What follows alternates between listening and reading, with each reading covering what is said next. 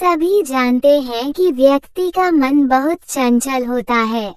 यही कारण है कि मन अशांत रहता है और कई तरह के सवालों का जन्म भी अशांत मन के कारण ही होता है। यदि आप जीवन में शांति चाहते हैं तो इसके लिए जरूरी है मन को शांत करना।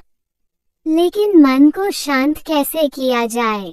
गौतम बुद्ध से जुड़ी इस कहानी के माध्यम से आप जान सकते हैं कि मन को शांत करने का क्या तरीका है।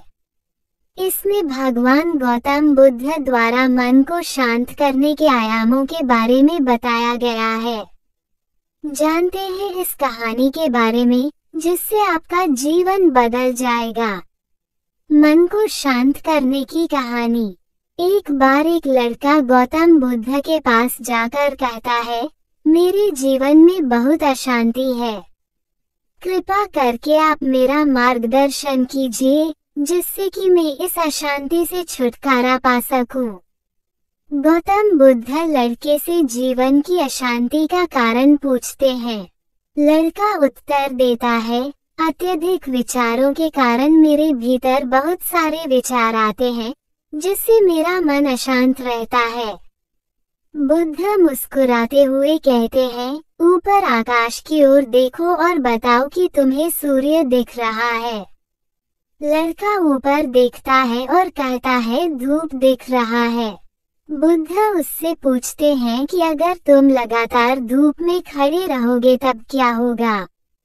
वह कहता है, मुझे अत्यधिक गर्मी लगेगी और शरीर में बेचैनी होगी। बुद्ध लड़के से कहते हैं कि अगर धूप में खड़े रहने से तुम्हें गर्मी लगती है तो इसमें दोष किसका है, सूर्य के ताप का या तुम्हारा? लड़का कुछ सोचने के बाद कहता है, इसका जवाब आप भी बताइए।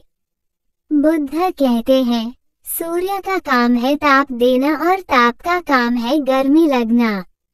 ऐसे में तो दोष तुम्हारा ही है कि तुम धूप में जाकर खड़े हुए जिससे कि तुम्हें गर्मी लगी।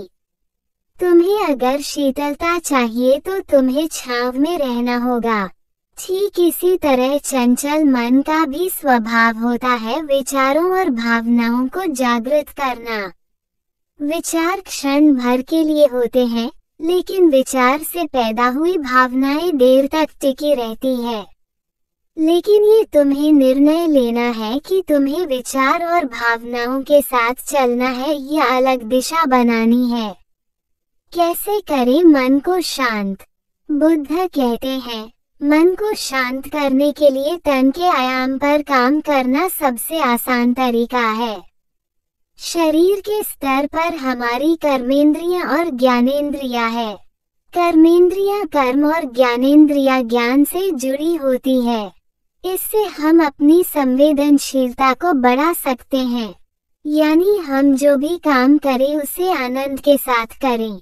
मन के आयाम से हटकर तन के आयाम पर जाने से ही तुम्हारा चित्त शांत होगा। ऐसा करने से तुम मन के आयाम से हटकर शरीर के आयाम पर आ जाओगे। ठीक उसी तरह जैसे तुम धूप से हटकर छांव में आ सकते थे। मन के आयाम से हटने पर तुम्हारी जागरूकता तन पर आ जाएगी। जब तुम तन के आयाम पर काम करोगे तब तुम्हारा चित्त शांत होगा। इसलिए हर काम को तन के आयाम पर करने से मन स्वतः शांत हो जाता है। अपने मन के विचार और भावना को नहीं बल्कि सुर को सुनो। लड़का बुद्ध से कहता है, अपने भीतर के सुर को कैसे सुने? बुद्ध कहते हैं, किसी शांत स्थान पर रहकर जहाँ शांति हो, तब अपनी आंखें बंद करो और मन के भीतर चल रहे शोर से हटकर भीतर के सुर को सुनने की कोशिश करो। सुर निरंतर चलता रहता है, लेकिन बाहर के शोर के कारण तुम अपने मन के भीतर चल रहे सुर को नहीं सुन पाते हो। जब तुम अपने दोनों कानों को अपने हाथों से बंद कर दोगे, तभी मन के सुर को सुन पाओगे।